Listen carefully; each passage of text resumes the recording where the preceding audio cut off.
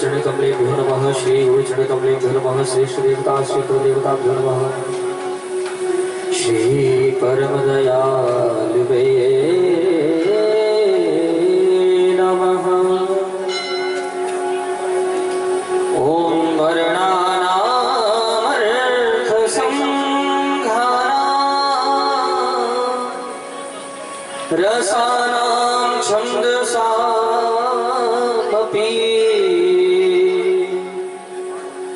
मंगलानां च कर्तारो वन्दे वाणी विनायको भवानी शंकरो वन्दे श्रद्धा विश्वासरूपिणो या विना न पश्यन्ति सीतास्तान्तस्त्वमीश्वरम् वन्दे वादिमयं नित्यं गुरुं शङ्कररूपिणम्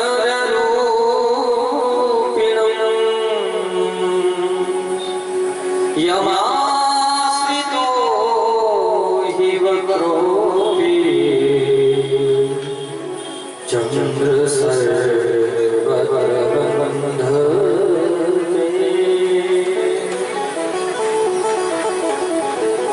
कृष्णाय वासुदेवाय देवकी नन्दनाय च नन्दगोपकुमाराय गोविन्दाय नमो नमः। मनोजवं मारुतुल्यवेगं जितेन्द्रियं बुद्धिमतां वरिष्ठं वाताजं वानरयूथमुख्यं श्रीरामदूतं शरणं प्रपद्ये। हरे कृष्ण कृष्ण कृष्ण हरे हरे हरे राम राम राम हरे हरे। लोकाभिरामं रणरङ्गधीरं राजीवनेत्रं रघुवंशनाथं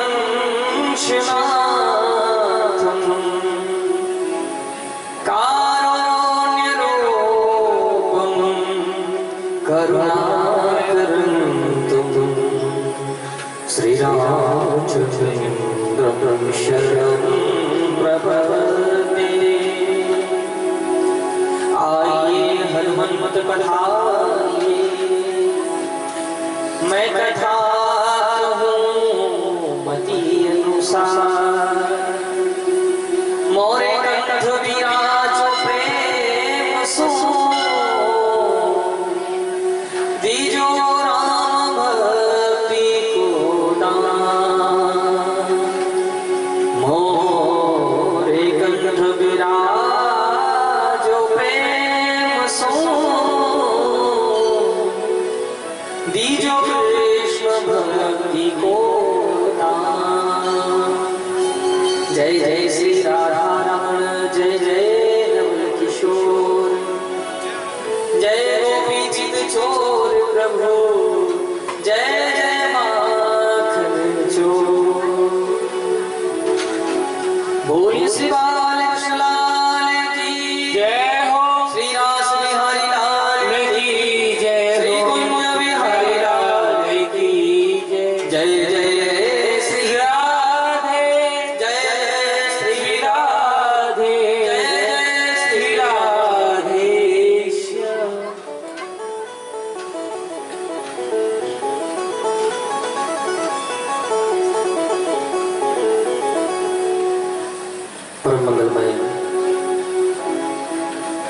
करुणात्मक अखिलेश्वर अकारण करुणालय वरुणालय के सागर तड़िंदर विनित पीतांबरधारी भगवान श्री बालकृष्ण लाल की वांग में प्रतिमूर्ति स्वरूप श्रीमद् भागवत महापुराण के श्री चरणारविंद में कोटि कोटि नमन एवं अवधपति श्री सीताराम भगवान के श्री चरणारविंद में कोटि कोटि नमन। अवधपति श्री सीताराम भगवान के चरणों की सेवा करने वाले श्री हनुमान जी महाराज के श्री चरणारविंद में कोटि कोटि नमन। पूज्यपाद वंदनीय स्मरणीय श्री गुरुदेव जी महाराज के श्री चरणारविंद में नमन। भगवान आशुतोष महादेव साम्य सदाशिव श्री उमा शंकर भगवान जिनके चरण शरण में बैठकर आप और हम सभी इस कृष्ण कथा का रसास्वादन कर रहे हैं और आज सप्तम पुष्प भगवान श्री गोविंद के चरणों में अर्पित कर रहे हैं, ऐसे भगवान महादेव के चरणारविंद में कोटि कोटि नमन। आद्य शक्ति मां परम्बा जगत जननी भगवती मां उमा देवी के चरणारविंद में नमन। मंडपस्थ मंचस्थ विराजमान विप्र देवता ब्राह्मण देवताओं के चरणारविंद में नमन। मां शारदा की उपासना करने वाले भक्तवृंद एवं सप्तम दिवस की कथा को श्रवण करने के लिए जितने भक्तवृंद यहाँ पधारे हैं, ध्यान दीजिएगा। जब सातों दिन परीक्षित जी महाराज ने कथा सुनी, समय पूर्ण हो गया। सुखदेव बाबा ने कहा, राजन आपका समय पूर्ण हो गया है, बताओ अब क्या सुनना चाहते हो। कथा पूर्ण हो गई है राजन।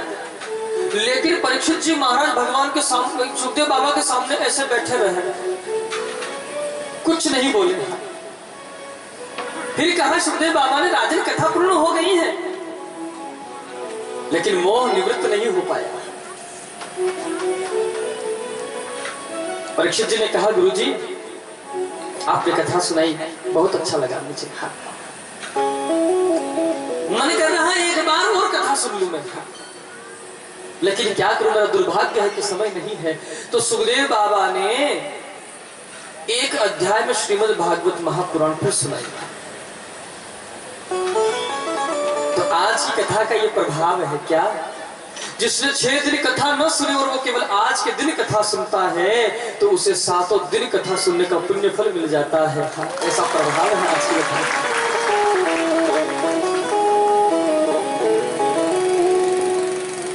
आज की इस कथा को श्रवण करेंगे, जिसको सार की कथा कहते हैं। आप भोजन करते हो तो उसमें एक सार बनाते हो।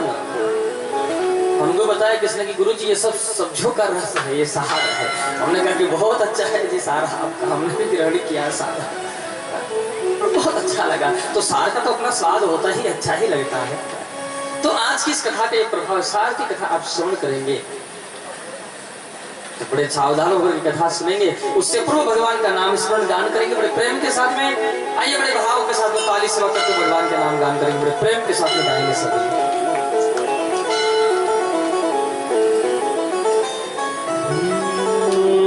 जय राधे राधे राधे गोविंद राधे गोविंद राधे गोपाल राधे। प्रेम के साथ सभी गाइए भाव से। जय राधे राधे राधे गोविंद राधे राधे राधे राधे गोविंद राधे राधे राधे राधे गोविंद राधे राधे राधे राधे गोविंद राधे। आज की बात है, कल से हम नहीं कहेंगे आपसे। आज कहूंगा आपसे कि केवल भगवान का नाम है। जितना समय इस पांडाल में बैठे तो भगवान से प्रेम करें और बड़े भाव से दोनों हाथ उठा के थाली संग बड़े प्रेम से गाएंगे। जय राधे राधे राधे गोविंद राधे राधे राधे राधे गोविंद राधे राधे राधे राधे गोविंद राधे राधे राधे राधे गोविंद राधे।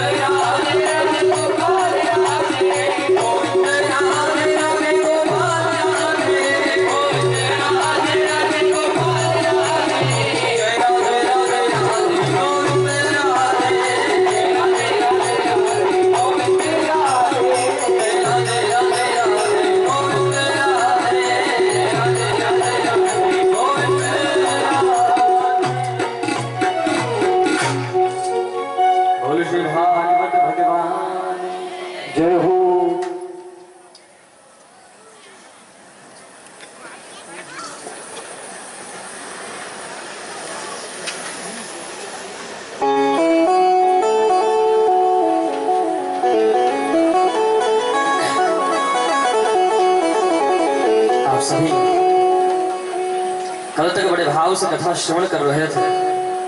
भगवान श्री कृष्ण के विवाह चरित्र की कथा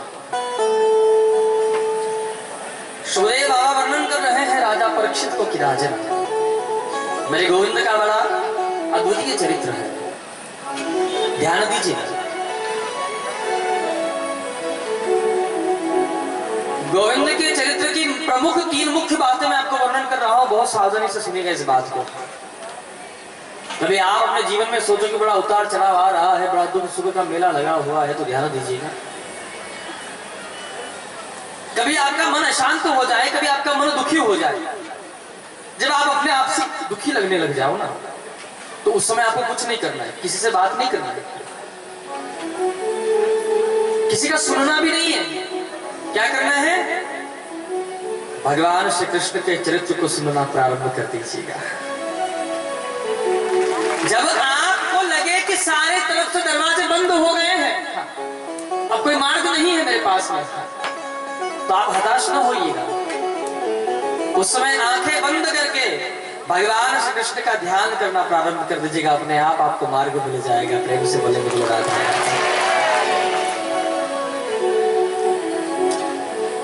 कि देख कर काली घटा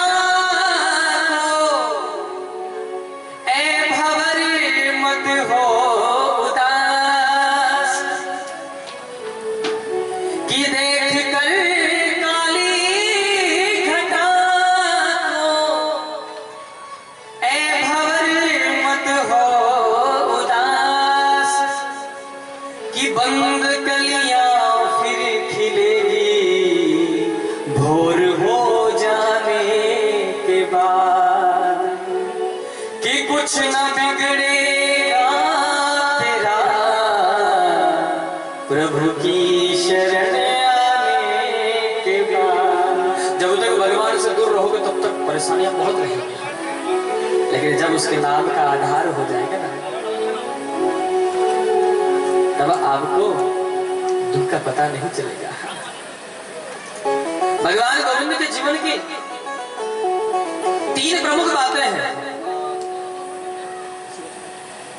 वर्णन करते हैं कि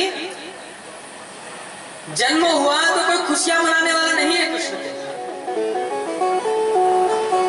जन्म हुआ कारागृह में, सबसे छुप छुपा के कहां से कहां पहुंचे हैं।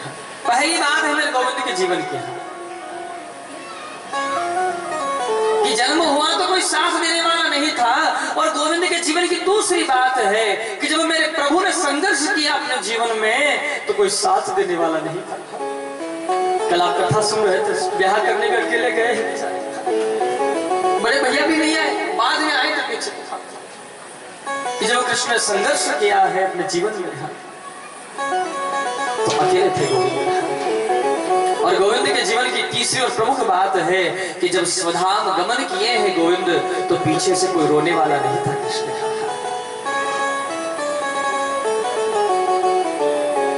माता गांधारी के श्राप के कारण मेरे गोविंद के वंश में पीछे से कोई नहीं रहा। अब आप प्रश्न करो कि यादव कहां से आए, तो फिर ये श्राप जो है मेरे गोविंद को प्राप्त था। दाऊ भैया को श्राप नहीं था। जितने भी यादव वंश हैं वो दाऊ भैया के वंशज हैं। भगवान श्री कृष्ण के वंश में तो कोई भी नहीं रहा। सुखदेव बाबा वर्णन कर रहे हैं, आइए प्रसंग पर ध्यान करें। भगवान श्री कृष्ण का विवाह हुआ है माता रुक्मिणी के साथ में। जैसे ही मेरे प्रभु ने गृहस्थ में प्रवेश किया है, तो वर्णन कर रहे हैं कि मेरे गोविंद प्रभु को एक पुत्र का जन्म हुआ है, जिनका नाम है प्रद्युम्न। जैसे ही प्रद्युम्न जी महाराज का जन्म हुआ, ये कौन है? बोले कामदेव महाराज के अवतार हैं। कि जब शिवती सन नयन उघारा, निरखित काम भयहु झरिझारा। कि जब भगवान महादेव ने कामदेव को जला करके भस्म किया, माता रति आई आकर के बोले प्रभु मेरे पति तो जगत के हित के लिए आपको जगा रहे थे, मुझे मेरे पति कहाँ मिलेंगे? तो भगवान महादेव कहते हैं कि शंबरासुर की राजधानी में तुम्हें तुम्हारे पति मिलेंगे। हाँ। इधर गोविंद से महाराज के समय में कामदेव महाराज शर्त हार जाते हैं। तो यही कामदेव महाराज गोविंद के पुत्र बनकर के पधारे हैं। शम्रासुर महाराज के वहां पहुंचे हैं नारद जी महाराज। शम्रासुर ने नारद जी का बड़ा स्वागत किया, आओ बाबा पधारो, आपका स्वागत है। और शम्रासुर ने पूछा कि बताइए मेरा राज्य कैसा चल रहा है। शम्रासुर को नारद जी ने कहा, अरे भाई तू जानता है तेरे शत्रु ने जन्म ले लिया। बोले कहां? बोले भगवान श्री कृष्ण और माता रुक्मिणी का जो पुत्र है ना वही तेरा काल है और द्वारिका में भी जन्मा है। अच्छा एक बात बताइए मुझे आप सभी, आपको ये पता चल जाए कि आपके शत्रु कहा कि ये आपका शत्रु है तो आप उससे सावधान रहोगे कि नहीं रहोगे? रहोगे ना सावधान। और अच्छा अपने जीवन में आप खुद ही अपने आप से फैसला करके बताइए कि आपको अपने जीवन में मित्र ज्यादा याद आता है कि अपना शत्रु ज्यादा याद आता है? कौन?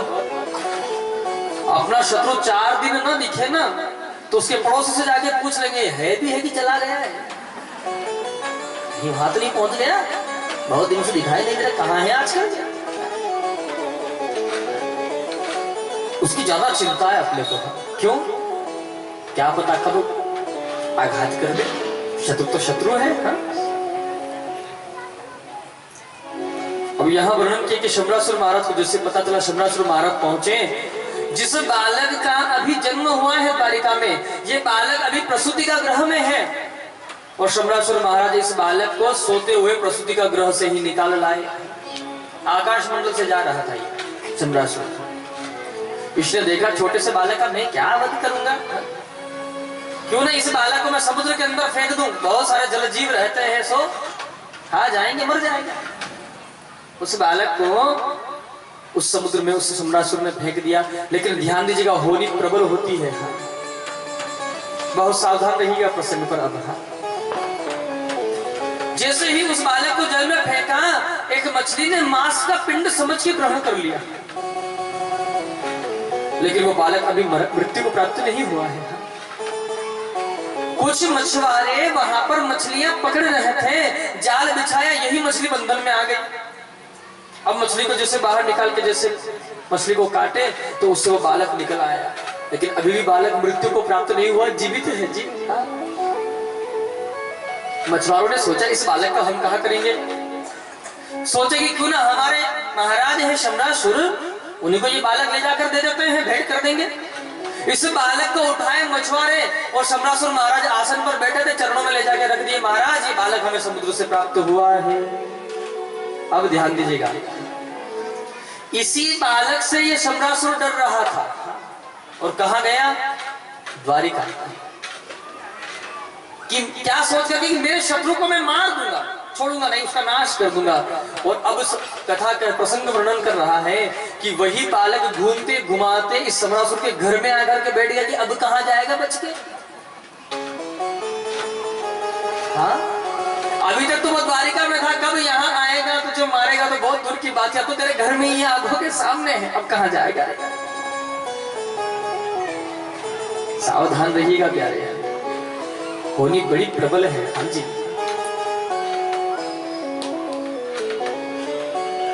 होनी बड़ी प्रबल है। जैसे आपका जन्म हुआ है यहाँ महाराष्ट्र में, लोनी में आपका जन्म हुआ, लोनी खुर्द में। हाँ?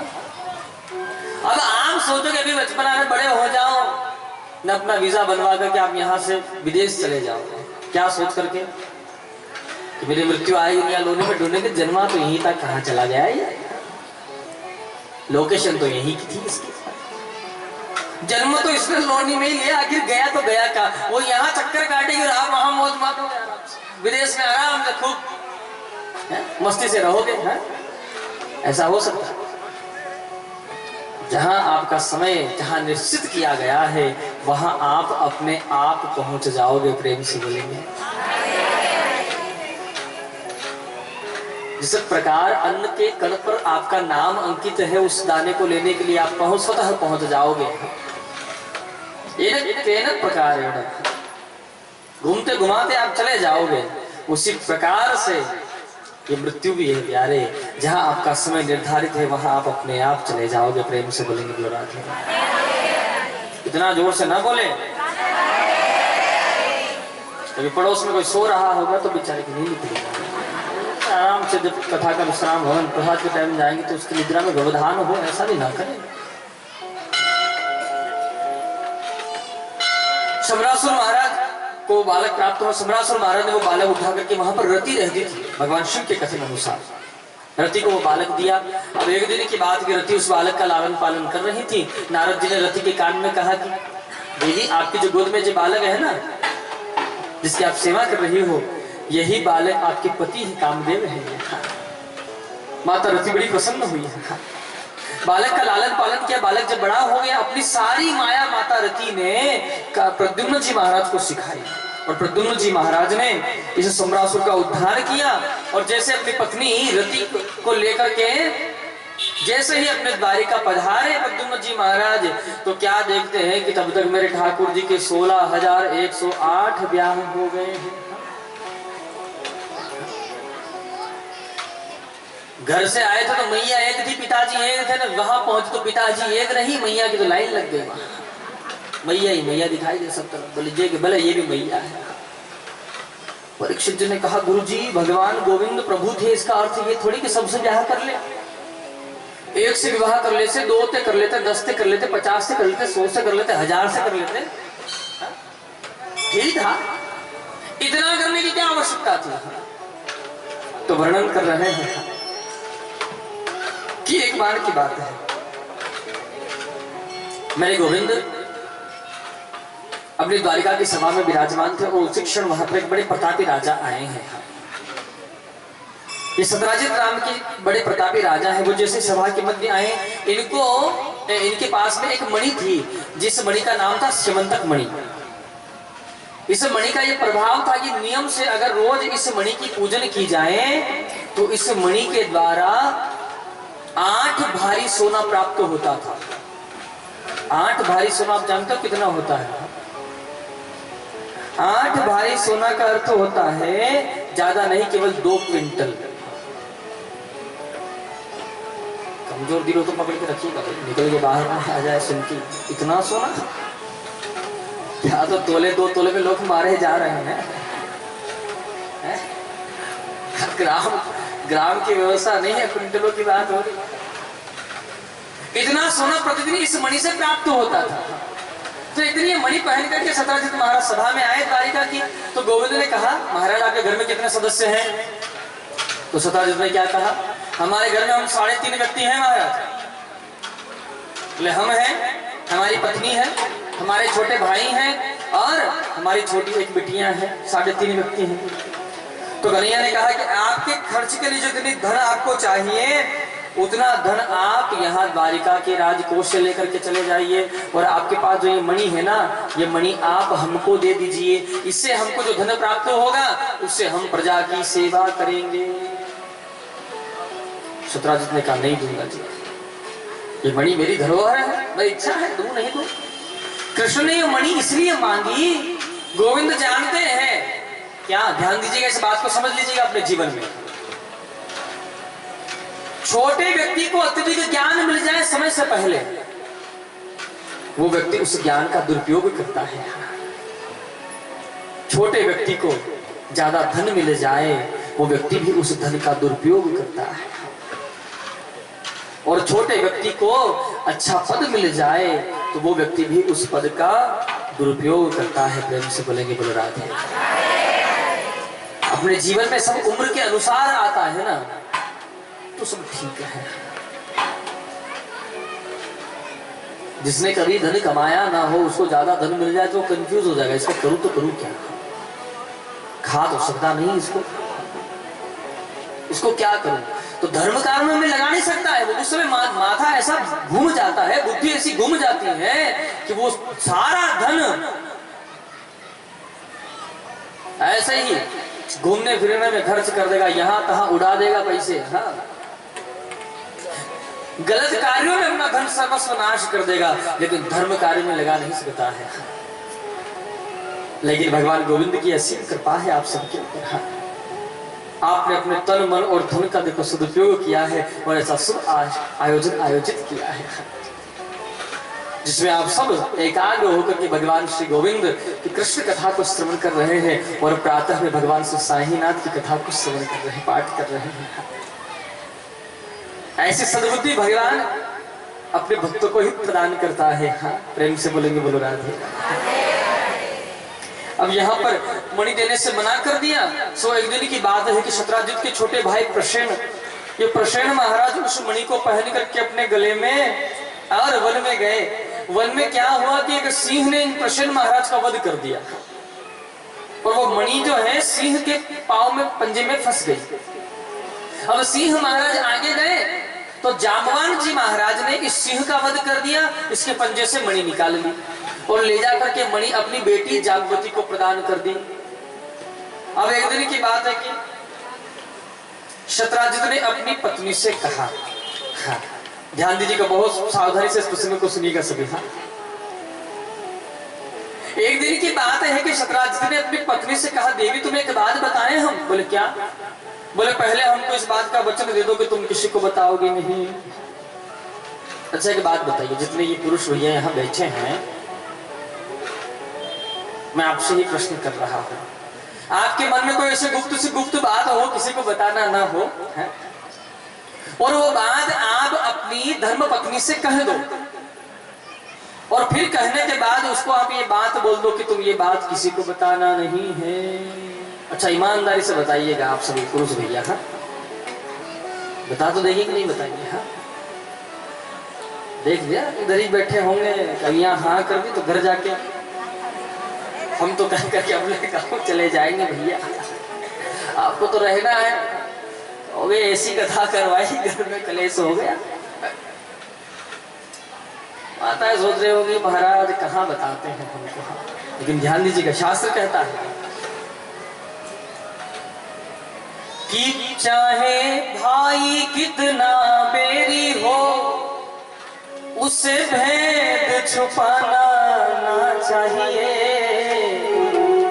और पत्नी कितनी प्यारी हो उसे भेद बताना। अच्छा ना तो आप बोल पा रहे और नहीं, आप बड़ी अजीब कसमकस हो गई आपके मध्य है। आप भी सोच रहे कि महाराज यही प्रसंग मिला कहने को, कोई दूसरी बात कह देते। ध्यान दीजिएगा, ये समस्त नारी जाति को माता कुंती का श्राप है। इधर शतराजित महाराज ने अपनी पत्नी से कहा कि देखो एक दिन की बात है कि कृष्ण ने हमसे मणि मांगी थी, सो मणि देने से हमने मना कर दिया और मुझे लग रहा है कि प्रसेन जब से गया है मणि लेकर के आया नहीं, प्रसेन का वध करके कृष्ण ने मणि प्राप्त कर ली है। हाँ, लेकिन देखो ये बात अभी पक्की नहीं है, तुम किसी को बताना नहीं है। अब माता हो तो माता ही ठहरी। माता कुंती का श्राप कैसे है, बहुत सावधानी से सुनिएगा प्रसंग को। जिससे कौरव पांडव युद्ध संपूर्ण हो गया, पांडवों की जीत हुई है। तो वर्णन करते हैं कि युधिष्ठिर जी महाराज सबके निमित्त पिंडदान कर रहे थे। माता कुंती ने कहा बेटा एक पिंडदान और कर दो। बोले किसके नाम का माता? बोले कर्ण के नाम का। युधिष्ठिर जी ने साथ मना कर दिया, नहीं करूंगा, ना हमारी जाति का था, ना वर्ण का था, ना मित्र था, ना हमारा, वो तो शत्रु था हमारा। जैसे ही ये बात कही तो माता कुंती ने कहा जिसे तुम अपना शत्रु बता रहे हो वो तुम्हारा अग्रज बड़ा भाई था कर्ण। जैसे ही ये बात कही तो युधिष्ठिर जी महाराज को महान दुख हुआ और कहा माता इतना पराक्रमी हमारा अग्रज बड़ा भाई था, ये बात अगर आप हमें पूर्व में बता देती तो हम अपने भैया के चरणों में अपने शस्त्र रख करके नतमस्तक हो जाते।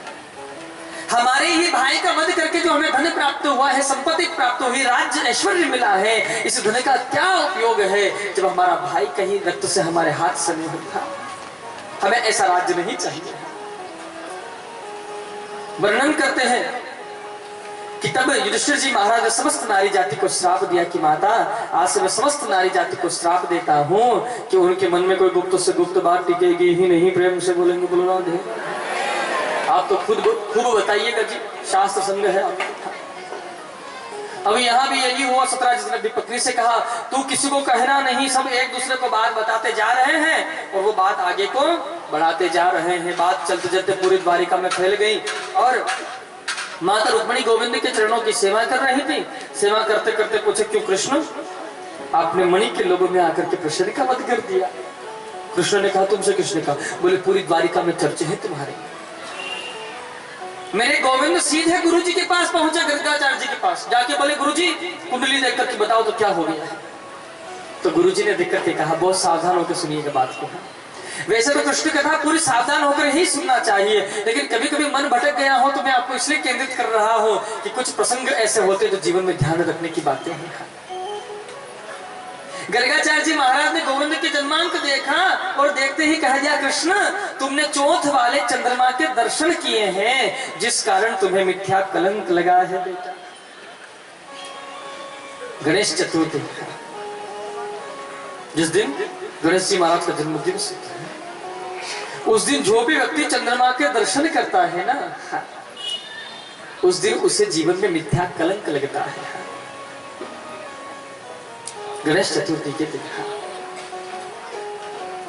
कभी भी चंद्रमा के दर्शन नहीं करना चाहिए। गोविंद ने दर्शन सीधे नहीं की, वो तो नियम था गोविंद का रोज दर्शन करने का। क्यों कि जब राम बन करके आए थे सूर्य वंश में तो भगवान सूर्य की पूजा करते थे, और जब कृष्ण बन करके आए चंद्र वंश में तो चंद्रमा की पूजा करते थे कृष्ण। चौथ वाले चंद्रमा के दर्शन, गाय के खुर में जो जल भरा था उस जल के अंदर प्रतिबिंब चंद्रमा का देख लिया था कृष्ण ने, इसलिए जीवन में मिथ्या कलंक लगा है गोविंद का। ध्यान दीजिएगा प्यारे, आपके कपड़ों पे कभी दाग लग गया हो ना, तो 1 धुलाई से 2 धुलाई से 10 धुलाई से आप उसको निकाल सकते हो। हाँ, आपके कपड़ों में कभी दाग लग गया तो आप उसको 2-4 धुलाई से निकाल सकते हो, लेकिन अगर आपके चरित्र पर अगर कलंक लग गया है तो मृत्यु के पश्चात भी आपका कलंक छूटने वाला नहीं है। इस बात को ध्यान रख लीजिए। रावण का पूरा चरित्र बहुत अच्छा है, महान ज्ञानी है, परम भक्त है महादेव का, बहुत अच्छा जीवन है रावण का। माता जानकी को केवल हरण करके इसलिए लेकर के गया है, अपना उद्धार कराना चाहता था। माता जानकी को कभी कष्ट नहीं दिया रावण ने, लेकिन बस कलंक एक ही बात का रावण को लगा है कि माता जानकी का छल से हरण किया है इसलिए, जिस कारण आज तक लोग उसको जला रहे हैं। अपने जीवन में ध्यान दीजिएगा, राम और रावण की राशि अलग अलग नहीं है, एक ही राशि के जातक है दोनों। कंस और कृष्ण की कोई अलग अलग राशियां नहीं है, एक ही राशि के जातक है दोनों।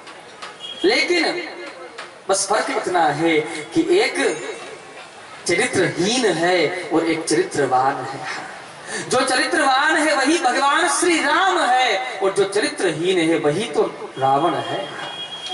अपने जीवन में चरित्रवान बनने का प्रयास करिएगा। अपने जीवन में आदर्श अगर लाना चाहे तो राम के आदर्श लेकर के आए। कृष्ण के कहे हुए वचनों पर अपना जीवन जीना प्रारंभ करें। आप प्रेम से बोलेंगे, बोलो राधे। आप अपने ये जो जीवन का जो रंगमंच है ना, जहां आप जन्म लेकर के आए हो और ये अपनी प्रस्तुति आप दे रहे हो इस रंगमंच पर, हाँ, ये जीवन भी एक, हाँ, ये आपका जो जीवन है ना, ये भी एक रंगमंच है। हाँ, तो आप अपने इस रंगमंच के पर्दे पर, जीवन के इस रंगमंच पर आप अपना किरदार कुछ इस तरीके से निभाएं कि पर्दा गिर जाने के पश्चात, पर्दा गिरना मतलब मर जाने के पश्चात, कि पर्दा गिर जाने के पश्चात भी तालियां बजती रह जाए कि कितना सुंदर अभिनय किया है इसने। हाँ, ऐसा ना हो कि लोग वहां लकड़ियां डाल करके जला रहे और इधर बैठे बैठे बातें करेंगे, अच्छा भाव मर गया, हाँ, बहुत कष्ट दिया है इसने लोगों को। हाँ, ऐसा ना कहे कोई। हाँ, अगर किसी ने ऐसे कह दिया तो समझ लीजिएगा कि आप भगवान के भक्त नहीं हो सके जीवन में कभी। हाँ, और आप चले गए और आपके लिए अगर कोई दुखी हो गया हृदय से, नाम अमर केवल लिखने से अमर नहीं होता है प्यारे, नाम अमर दिल से होता है, हृदय से होता है। कि नाम अमर, जैसे आपको अगर अमर होना है तो शरीर से अमर नहीं, अपने नाम से अमर हो जाइए। आपकी आने वाली पीढ़ियां भी आपको याद करेगी। प्रेम से बोलेंगे, बोलो राधे। शिवाजी राजा को जानते हैं आप सब? अरे क्या लगते हैं आपके? कोई रिश्तेदार है आपके, लेकिन उन्होंने अपने जीवन में ऐसे अच्छे कार्य किए। भगवान शिव के अनन्य भक्त थे शिवाजी। हाँ, जिनके लिए लोग अपने प्राण तक न्यौछावर कर दिए, बोले लेकिन आपको कुछ नहीं होना चाहिए, हम मर जाए तो मर जाए, लेकिन आपको कुछ नहीं होना चाहिए। हाँ। और उन्हीं का ये सपना था स्वराज का, और कदाचित उन्होंने अपने अंतिम श्वास तक सबके हित के लिए ही जिया है जीवन को। तो आज तक हम लोग ऐसा उनका उत्सव मनाते हैं जैसे हमारे हैं शिवाजी। शिवाजी राजे हमारे घर के सदस्य हैं, उसी प्रकार हम उनको अपने भगवान के स्थान पर बिठा कर उनकी पूजा करते हैं। अरे हम मर जाएंगे, हमारे बेटा, मैं कह रहा हूं कि फोटो पे कभी अगरबत्ती नहीं लगाएगा, कभी माला नहीं चढ़ाएगा, लेकिन हमारे आने वाली पीढ़ी, और हम देखो आज तक हमारे शिवाजी की प्रतिमा पर माला अर्पण करते हैं। वो दिखते हैं तो शरीर अपने आप नतमस्तक हो जाता है। हाँ सर, हाँ, उसको करने की आवश्यकता नहीं होती है। ये क्या है, वो अपने नाम से अमर हो गए हैं, अपने जीवन से अमर हो गए हैं, और वो हमारे हृदय में वास करते हैं। हाँ, शिवाजी कोई नाम नहीं है प्यारे, शिवाजी एक लहर है। और लहर कैसी है, बोले स्वराज की लहर है, जो जब उठती है ना तो अपने आप रोम खड़े हो जाते हैं। उनका जब नाम लेते हैं ना तो रोम रोम एकदम प्रफुल्लित हो जाता है। तो अपने जीवन में ऐसा अभिनय करें, ऐसा अपने जीवन को जिए कि हमारे आने वाली भावी पीढ़ी भी हमें याद करे। प्रेम से बोलेंगे बोलो राधे। यहाँ पर भगवान श्री कृष्ण पधारे हैं, जहां पर प्रसेन मरा हुआ है वहां से आगे सिंह के पद चिन्ह है, सिंह मरा हुआ है वहां से आगे जाम्बान जी महाराज के पद चिन्ह है। उन्हीं पद चिन्हों के सहारे आगे पहुंचे। जाम्बान जी महाराज ने प्रभु को देखा तो युद्ध छिड़ गया दोनों में। 27 दिवस तक जाम्बान जी महाराज का और मेरे गोविंद का युद्ध हुआ है, और युद्ध भी कोई साधारण युद्ध नहीं है, महाभयंकर भयंकर युद्ध हुआ है। जाम्बान जी महाराज भगवान राम जी की सेना के सबसे अद्वितीय योद्धा थे। हाँ, जब समुद्र के किनारे आए ना, अब प्रश्न ये चल रहा था कि लंका जाए कौन और आए कौन। तो जाम्बान जी महाराज कहते हैं कि मैं वृद्ध हो गया, जब मैं जवान था ना, युवा था ना, जब भगवान वामन प्रभु बलि राजा के द्वार पर भिक्षा मांगने के लिए पहुंचे थे और 3 पग से भगवान सर्वस्व नाप रहे थे, उस समय मेरी गति इतनी तेज थी कि उस समय मैंने वामन भगवान की 3 प्रदक्षिणा दौड़कर लगाई थी। इतना बल था मेरे अंदर। लेकिन अभी मैं वृद्ध हो गया हूं, मैं जा तो सकता हूं लेकिन आने का कोई पता नहीं। इतने बलवान थे जाम्बान जी महाराज अपने समय। हनुमान जी से फिर कहा कि आप ही जाओ महाराज, पता लगा करके आओ। कदाचित जाम्बान जी महाराज इतने पराक्रमी थे, लेकिन जाम्बान जी महाराज का और भगवान कृष्ण का युद्ध हुआ तो परीक्षित जी ने प्रश्न किया, ये भक्त भगवान का युद्ध क्यों हुआ। तो वर्णन करते कि जब राम जी अयोध्या के राजा बन गए, अयोध्या में सब बड़े प्रसन्न हैं, लेकिन जाम्बान जी महाराज मुंह लटका के बैठे थे। राम जी ने कहा महाराज आप दुखी क्यों हो। जाम्बान जी महाराज बोले क्या बताएं प्रभु, आपका और रावण का युद्ध होगा सब जानते थे। हमने सोचा कि रावण की सबसे सेना का संहार हम करेंगे, लेकिन हम वहां जैसे युद्ध भूमि में गए तो किसी ने तो हमसे युद्ध ही नहीं किया। बोले क्यों। बोले हमको तो ये बोल के किसी ने युद्ध नहीं किया कि बूढ़े बाबा के साथ क्या युद्ध करना, बूढ़ा समझ के हमसे किसी ने युद्ध नहीं किया महाराज, तो युद्ध करने की हमारी बड़ी इच्छा है। हमारे बराबरी का कोई पहलवान नहीं है अभी दुनिया में। रावण था, अगर उसका वध भी मैं कर देता तो आप क्या करते। और अभी मेरे बराबरी का कोई योद्धा नहीं है। मेरी इच्छा है कि आप मेरे बराबरी के हो राम जी, अगर मैं आपसे बस युद्ध करना चाहता हूँ। हाँ। अब ध्यान से सुनिएगा प्रसंग। हाँ। जाम्बान जी कह रहे हैं कि रावण मेरे बराबरी का था बस अकेला युद्ध भूमि में। हाँ। बाकी मेरे बराबर कोई नहीं थे। एक बार की बात है, राम बड़ा प्रतापी, बड़ा भयंकर बलवान था अपने आप में, जिसने महादेव को कैलाश पर्वत सहित उठा दिया। इतना पराक्रमी था रावण। था एक दिन की ये हनुमान कवितावली में यह प्रसंग अंकित है। अगर आपके मन में प्रश्न आ जाए ये प्रसंग आप कहाँ से बोल रहे हैं तो ध्यान दीजिएगा। मैं हनुमान कवितावली में ये प्रसंग अंकित है। मैं पूर्ण प्रयास करता हूँ कि मैं जितने प्रसंग आपको सुनाऊं सब शास्त्रोक्त प्रमाण होना चाहिए। यहाँ वहां की बातें करने से तो कोई आनंद है नहीं जी। हनुमान कवितावली में भगवान तुलसीदास जी महाराज भगवान श्री हनुमान जी महाराज के चरित्र का वर्णन कर रहे हैं कि रावण बड़ा बलवान था, पराक्रमी था। हनुमान जी महाराज से बोला, रावण सुना है हनुमान तुम बड़े पराक्रमी हो। हनुमान जी कहते कि मेरा कोई बल नहीं है। तो बोले बल किसका है? बोले मेरे राम जी का प्रताप है सब, मेरा कोई प्रताप नहीं है। रावण ने कहा मेरी इच्छा है कि मैं तुम्हारे साथ युद्ध करूं। हनुमान जी महाराज ने कहा भाई पर मेरी इच्छा नहीं है। रावण ने बार बार हनुमान जी से कहा कि मैं देखना चाहता हूं कि तुम कितने बलवान हो। तो हनुमान जी ने कहा कि ठीक है, अब आपकी जितनी ही इच्छा हो रही है तो युद्ध करते हैं, लेकिन निर्णय कैसे हो? रावण कहता है कि तुम तो राम जी के भक्त हो और मैं भी महादेव का भक्त हूं, हम भी कोई कमजोर नहीं है।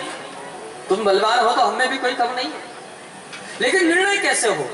तो रावण कहता है हनुमान जी से कि एक एक मुक्के का युद्ध करेंगे। एक मुक्का तुम हमको मारना और एक मुक्का हम तुमको मारेंगे, उसी में निर्णय हो जाएगा कोई कौन बलवान है। हनुमान जी ने कहा ठीक है, अगर आपकी ऐसी ही इच्छा है तो हम एक एक मुक्के का युद्ध करेंगे।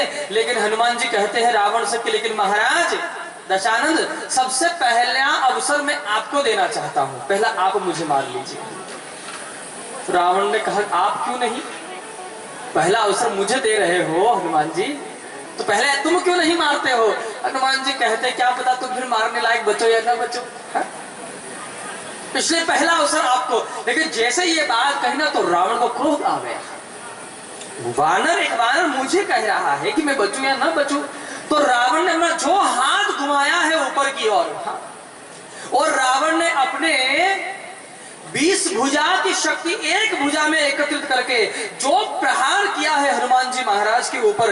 लेकिन बारे मेरे हनुमान जी महाराज वज्र आसन में हनुमान दादा बैठे हैं और हाथ जोड़ करके बस राम जी का ध्यान कर रहे हैं, और जो प्रहार किया रावण ने, हनुमान जी महाराज तो तिल भर ना हिले। जैसे ही प्रहार किया, 20 भुजा की ताकत का प्रहार किया, लेकिन हनुमान तो तिल भर ना हिले। तो 20 आंखें फटी की फटी रह गई रावण की। इतनी ताकत मारने के बाद भी वानर हिला नहीं मुझसे। अब हनुमान जी ने कहा रावण सावधान हो जाओ, अब मेरी बारी है। तो रावण ने कहा मार लो भाई, अब क्या करोगे, मार लो, हमारी तो बारी पूरी हो गई है। और जैसे ही मेरे हनुमान जी महाराज ने अपना हाथ उठाया है, बड़ी तीव्र गति से हाथ ऊपर की ओर लेकर गए। हनुमान कवितावली में लिख रहे हैं तुलसी बाबा कि जैसे ही हाथ ऊपर की ओर गया तो आकाश मंडल में दृष्टि गई हनुमान जी की। तो शंकर भगवान, ब्रह्मा जी और भगवान नारायण सब हाथ जोड़े खड़े, महाराज क्या करोगे? ब्रह्मा जी महाराज शंकर भगवान से हाथ जोड़ के बोल रहे महाराज रोको, इस वानर को रोको, हनुमान को रोको, कहीं ऐसा ना हो कि इसका हाथ इस रावण को पड़ जाए, हनुमान का हाथ रावण को पड़ जाए तो राम जी का पूरा प्रोग्राम ही फेल हो जाएगा। भगवान नारायण वहां अवतार लेकर अयोध्या में से यहां तक आएंगे, आए किसके लिए? बोले रावण तो मर गया, इसको रोको। भगवान शंकर हाथ जोड़ खड़े हैं सामने, अपने ही स्वरूप के सन्मुख खड़े हैं। हनुमान जी ने जैसे ऊपर देखा, हाथ ऊपर गया, शंकर भगवान कहते रुक जाओ भाई। हनुमान जी कहते नहीं रोकेंगे तो नहीं, इसने मेरे राम जी की भक्ति को कहा है, रुकूंगा तो नहीं, इसे बस बता दूंगा तो शक्ति कितनी है मेरे अंदर। शंकर भगवान कहते हैं कि अरे आगे का प्रोग्राम तो देख लो, तुम्हारे चक्कर में यहाँ काम खराब हो जाएगा। हनुमान जी कहते हैं कि मैं इसको मारूंगा तो नहीं, केवल स्पर्श मात्र करूंगा। और जैसे ही हनुमान जी ने बड़ी तीव्र गति से जो हाथ ऊपर गया हुआ था, उसे हल्के से हाथ नीचे धीरे से लेकर के आए और वर्णन करते हैं कि जैसे रावण को स्पर्श मात्र किया है, जिस प्रकार हिमालय के ऊपर वज्रपात होता है, उसी प्रकार रावण को प्रहार हुआ महाराज। स्पर्श कर देने से रावण घंटों घंटों मूर्छित पड़ा रहा। अब जैसे रावण की मूर्छा टूटी और आंखें खोल करके देखा, हनुमान जी ने कहा क्यों बताओ कौन बलवान है? रावण कहते हैं हनुमान जी से तुम बड़े पराक्रमी हो, तुम बड़े बलवान हो हनुमान। हनुमान जी कहते हैं रावण मेरा बलवान तो, मेरा पराक्रम तो तुम तब देखते कि जब बचाने के लिए तुम बचते ही नहीं। ये तो तुमको बचा लिया गया है। ऐसे बलवान हनुमान जी थे, लेकिन फिर भी जामवान जी महाराज कहते कि मेरे पराक्रम का कोई नहीं।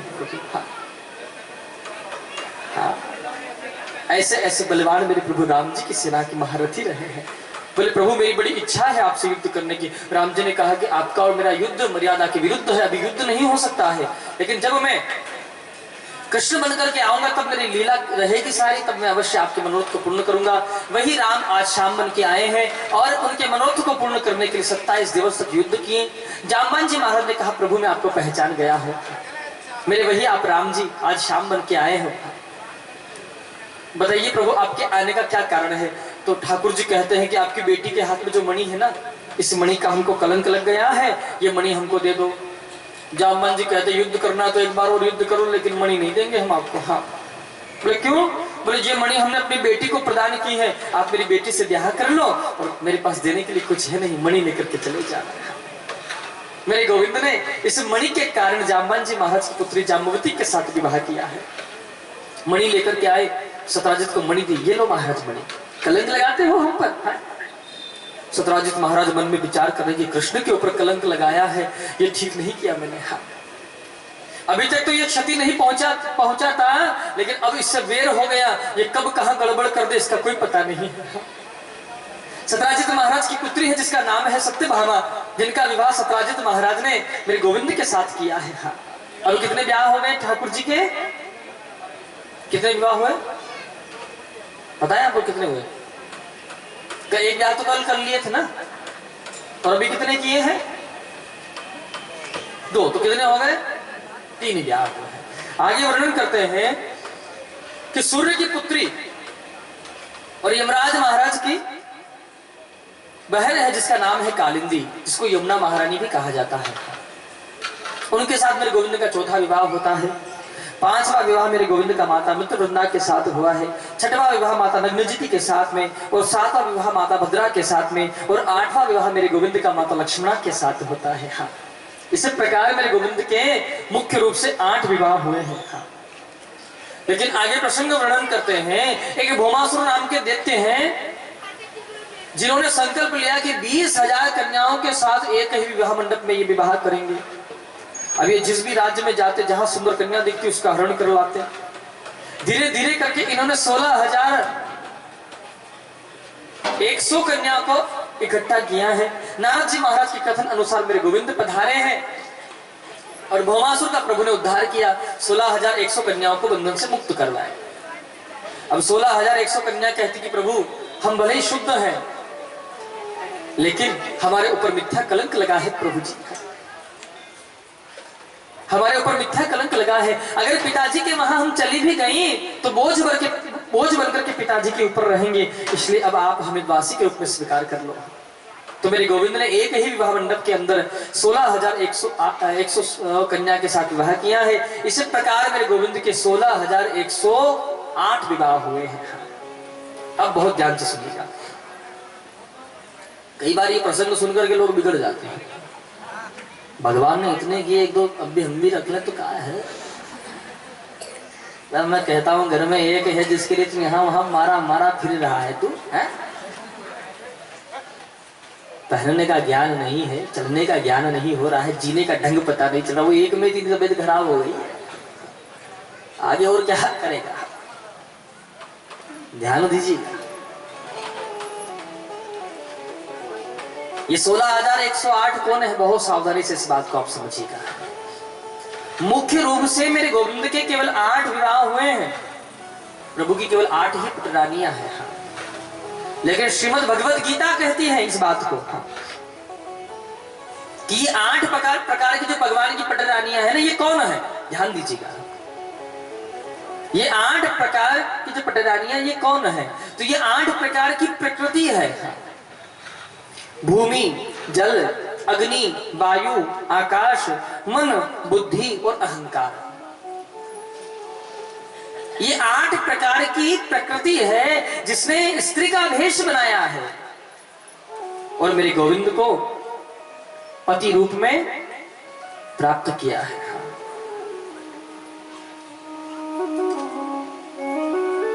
ये 8 प्रकार की जो पटरानियां उसके बारे में है। और यहां से आगे वर्णन करते हैं कि ये 16,100 कौन है। तो बहुत ध्यान से सुनिएगा, ये 16,100, तो सबसे पहले ये 100 कौन है उसके बारे में वर्णन किया। तो ये 100 जो है 100 प्रकार की उपनिषद है, जिसमें भगवान श्री कृष्ण की भक्ति का प्रतिपादन किया गया है। ये 100 प्रकार की उपनिषद है सब। गोविंद को पति रूप में प्राप्त करने के लिए स्त्री का भेष बना करके आए हैं। और ये 16,000 कौन है? बोले 16,000 ये कन्याएं, ये उपासना कांड के 16,000 मंत्र हैं। एक एक मंत्र ने एक एक स्त्री का रूप धारण किया है और मेरे गोविंद को पति रूप में प्राप्त किया है। इसलिए मेरे गोविंद को इतने विवाह होने के पश्चात भी योगेश्वर कहा गया है। हाँ? अगर इतने विवाह मेरे गोविंद के, अगर ये कोई स्त्रियां होती साधारण, तो मेरे गोविंद को योगेश्वर नहीं, फिर तो भोगी कहा जाता है। लेकिन मेरे गोविंद भोगी नहीं है कदाचित। मेरे परमात्मा कौन है? बोले योगेश्वर है मेरे गोविंद। हाँ, योगियों में भी ईश्वर है, सबसे आगे है प्रभु। हाँ, और गुरु में कौन है? बोले कृष्णम वंदे जगत गुरु। हाँ, मेरे गोविंद गुरुओं में सबसे अग्रगण्य है, आगे है। हाँ, जगत गुरु की उपमा मेरे गोविंद को प्राप्त है, बाकी और किसी को प्राप्त नहीं है। हाँ, योगेश्वर मेरे गोविंद को कहा गया है, क्योंकि मेरे गोविंद ने काम को जीता है। भगवान महादेव भी जीत नहीं सके, जला दिए हैं, तो जीत नहीं पाए थे। आगे वर्णन करते हैं कि इसलिए मेरे प्रभु के 16,108 तक विवाह होने के पश्चात गोविंद को योगीराज कहा गया है। आगे प्रसंग वर्णन करते हैं सुखदेव बाबा राजा परीक्षित को कि राजा। यहां से आगे वर्णन करते हैं कि भगवान श्री कृष्ण और माता रुक्मिणी के हास परिहास की कथा का वर्णन है। एक दिन की बात है कि मेरे गोविंद ने मन में विचार किया कि रुक्मिणी जी को मैंने जब भी देखा मुस्कुराते हुए देखा है, ये गुस्से में कैसी लगती हैं, ऐसा देखना चाहिए। तो एक दिन मेरे कन्हैया ने रुक्मिणी जी से कहा, देवी अरे तुमने हमसे क्या देख करके विवाह कर लिया है? हाँ? अरे तुम्हारे भैया ठीक कह रहे थे रुक्मी महाराज, ना हमारे कुल का ठिकाना, ना परिवार का ठिकाना, हमारे दो माता पिता है। शूरवीर बलवान भी तो नहीं है हम, सबसे छुप छुपा के यहाँ द्वारिका में छुप के रहते हैं। स्वरूप भी इतना कोई खास बढ़िया नहीं है। गोविंद कैसे है जानते हो? कैसे है कन्हैया? कैसे है? नहीं जानते, मैं बता देता हूँ। अरे मैं बताने के लिए तो आया हूँ, वहां से इतनी दूर तय मैंने क्यों की, बताने के लिए आया हूँ। भगवान कैसे थे गोविंद? तो हमारे ब्रजवासी कहते हैं कि हमारो कन्हैया कोयले में भी बेस्ट क्वालिटी के थे। कोयला काला होता ना, उसमें भी वो कोई बेस्ट क्वालिटी का कोई कोयला हो सकता है, तो उसमें कि मेरे गोविंद थे काले। अब माता यशोदा चक्कर में पड़ गई, सोच रहे लोग क्या कहेंगे, मैया गोरी बाबा गोरे और बेटो कैसा है। अब कहा करो, सो यशोदा मैया ने रोज ठाकुर जी को रगड़ रगड़ के मिलाया, रगड़ रगड़ के मिलाया, रगड़ रगड़ के मिलाया। पहले के समय में, अब तो देखो शैम्पू साबुन इतने हो गए हैं, इसका नाम ना जानो, हम ना जानेंगे। लेकिन आप अपने उस बचपने को याद करो, जब माता नहलाती थी तब। हाँ, तो पत्थर लेकर घिसती माता है, मिट्टी में खेलता है दिन भर। हाथ बिल्कुल ऐसे हो गए। वो माता है, कभी कभी तो कपड़े धोने के साथ से माता नहला भी देती थी। हाँ, पता ही नहीं चलता था क्या चल रहा है जीवन में, लेकिन जो था बहुत अच्छा था।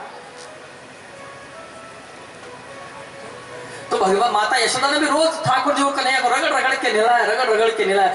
कालापन तो छूट गया, लेकिन सांवले आज भी रह गए हैं मेरे कन्हैया। और हमारे ब्रज के संत कहते हैं कि गोविंद कितना अद्वितीय स्वरूप है आपका प्रभु। अगर आप शाम हो फिर भी आपके इतने दीवाने हैं, और अगर आप गोरे होते तो पता नहीं क्या हो जाता। यहाँ वर्णन कर रहे हैं कि भगवान श्री कृष्ण ने जैसे ये बात कही कि हम रूप में भी ज्यादा सुंदर नहीं है। और देखो देवी, अगर तुम आज भी अगर जाना चाहती हो अपने घर को तो जा सकती हो, कोई रोक टोक नहीं है। जैसे ही ये बात कही तो वर्णन करते हैं कि माता रुक्मिणी सोच रही कि मैं तो सब कुछ छोड़ छाड़ के इनके पीछे आ गई हूं, और ये तो बोल रहे कि तुम जाना चाहते हो तो जा सकते हो, अब मैं कहां जाऊंगी? पिता के घर नहीं जा सकती हूँ। क्यों? क्योंकि सब कुछ छोड़कर तो इनके साथ आई। भाई क्या बोलेगा? उसी समय उसकी रुक्मी के साथ विवाह करते हैं। रुक्मी क्या बोलेंगे कि अगर तुम शिशुपाल के साथ विवाह करते तो बढ़िया अच्छे से रहती। हाँ? अपने मन के अनुसार विवाह किया, दुख भोग रही हो ना तुम। हाँ? माता रुक्मिणी इस बात को सोच करके क्रोध आना तो कहीं दूर की बात है, मूर्छित हो गई माता। कन्हैया घबरा गए। चतुर्भुज रूप में प्रकट हुए, दो हाथों से पंखा कर रहे हैं, दो हाथों से रुक्मिणी जी को उठाए सैया आसन पर ले जाके सुलाए हैं। और जैसे ही निद्रा टूटी, मैंने मूर्छा टूटी माता की, तो माता कहती कि प्रभु आप कह रहे हो कि आपका और मेरा संबंध कहाँ हो सकता है? तो सत्य बात है प्रभु, आप कहाँ परमात्मा और मैं कहाँ छोटे से जीवात्मा हूं। मेरा आपका संबंध नहीं था, लेकिन मेरे गुरुजी ने कृपा की है, सो आप मुझे पति रूप में प्राप्त हो गए हैं। आप कहते हो आपका रंग, तो गोविंद आपके रंग से हर व्यक्ति डरता है। हाँ, कुमकुम का टीका सबको लगाया जा रहा तो सब बड़े प्रसन्न होते हैं, और यहीं पर काला रंग का टीका लेकर बैठ जाए कोई, हाँ, तो सब कतराने लगेंगे। हाँ, ये बात एक अलग बात है कि आप पंढरपुर से लेकर के आए हो ठाकुर जी का श्याम श्री। हाँ, वो एक अलग बात हो सकती है। हाँ, काले रंग से हर व्यक्ति डरता है जी, लेकिन आपने मुझे बड़ी कृपा की है। यहाँ पर कहती है माता रुक्मिणी की प्रभु आपका जो रंग है श्याम रंग, पहली बात तो सब व्यक्ति से डरते हो, और जिसके ऊपर एक बार लग जाता है उसके ऊपर दूसरा रंग कभी चढ़ नहीं सकता है प्रभु। आप कह रहे हो कि आपके माता पिता, तो आप ही तो जगत के माता पिता हो, भला आपके माता पिता कौन हो सकता है? ऐसा ज्ञान दिया तो कृष्ण खड़े खड़े देखते रह गए रुक्मिणी जी की ओर। ऐसी अलौकिक कथा का यहाँ निरूपण है। यहाँ से आगे पर वर्णन करते हैं, भगवान श्री कृष्ण के पुत्र हैं प्रद्युम्न जी महाराज, और इनके पुत्र हैं जिनका नाम है अनिरुद्ध महाराज। अब भगवान कृष्ण के पौत्र की कथा है। जब अनिरुद्ध महाराज का बाणासुर की कन्या चित्रलेखा, यहाँ पर उषा के साथ विवाह हुआ है, चित्रलेखा की सहेली के साथ, तो भगवान शिव का और मेरे गोविंद का युद्ध हुआ। तो प्रश्न पूछा गुरु जी ऐसा क्यों हुआ? तो वर्णन करते हैं, एक दिन की बात है कि ये उषा सो रही थी, इसे स्वप्न आया, स्वप्न में सुंदर सा राजकुमार आया। स्वप्न टूटा तो कांत कांत कह करके बोलने लगी, मुझे छोड़कर कांत तुम कहां चले गए? चित्रलेखा इसके पास में थी, इसने कहा अरे अभी तो तुम्हारी सगाई भी नहीं हुई है, ना कोई रिश्ते की बात चल रही है, तुम्हारे मन में कौन है बताओ? जैसे ही ये बात कही, अभी ये उषा वर्णन कर रही है और चित्रलेखा चित्र बना रही है। चित्र बनकर के तैयार हुआ अनिरुद्ध महाराज का। यह चित्रलेखा मायावती थी, सो द्वारिका पहुंची और सोए हुए अनिरुद्ध महाराज को निकाल कर लाई और उषा के पास लाकर के छोड़ दी। अब एक कमरे में एक व्यक्ति हो तो बोल नहीं सकता है किसी से, हाँ, गुनगुना सकता है, हाँ। लेकिन एक ही कमरे में दो व्यक्ति हो तो फिर चुप नहीं रह सकते हैं दोनों। इन दोनों में बात हुई, बाणासुर के महामंत्री ने बात सुन ली, जाकर के बाणासुर से कहा। सो बाणासुर महाराज ने आकर के देखा, अनिरुद्ध महाराज ने की कारागृह में डाल दिया। लेकिन ये बात मेरे कृष्ण को पता ही नहीं। नारद जी महाराज आए और आकर के नारद जी ने कहा, प्रभु सब कोई दिखाई दे रहे हैं लेकिन अनिरुद्ध महाराज कहीं दिख नहीं रहे हैं। जानते हो भगवान श्री कृष्ण को पता क्यों नहीं चला? क्योंकि भगवान श्री कृष्ण को अपनी हर एक रानी के द्वारा 10 पुत्र और एक कन्या का जन्म हुआ था। अब कितना लंबा चौड़ा परिवार हुआ है, 16,108 पत्नियां हैं प्रभु की, और उनके द्वारा 10 पुत्र और एक कन्या का जन्म हुआ, तो कितने बच्चे हो गए प्रभु के? पुत्र कितने हो गए? अब उनके भी पुत्र हो गए हैं, भगवान के पुत्र। अब घर में कौन आ रहा है कौन जा रहा है पता चले? है? ये पांडाल तो बहुत छोटा है, भगवान का परिवार ही बैठे तो ऐसा लगे कि पूरा नगर बस गया है। तो वर्णन करते हैं कि महाराज भगवान श्री कृष्ण को पता नहीं चला। अनिरुद्ध महाराज के बारे में पूछा तो भगवान गोविंद कहते यहीं कहीं होंगे। बोले यहाँ नहीं है। बोले कहाँ? बोले वो तो बाणासुर महाराज के महाबंदी बने हुए। भगवान श्री कृष्ण को आया क्रोध में, मेरे पौत्र को बंदी बना दिया और मेरे गोविंद पधारे हैं। जाकर के बाणासुर महाराज के साथ मेरे गोविंद का युद्ध छिड़ गया है। बाणासुर महाराज को भगवान श्री कृष्ण ने अभयदान दिया है।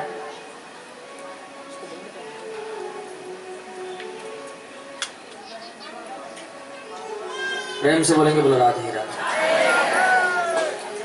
वर्णन करते हैं कि महाराज भगवान श्री कृष्ण पहुंचे, जाकर के युद्ध छिड़ा तो बाणासुर महाराज को भगवान शिव ने अभयदान दिया है। भगवान महादेव आए युद्ध करने के लिए।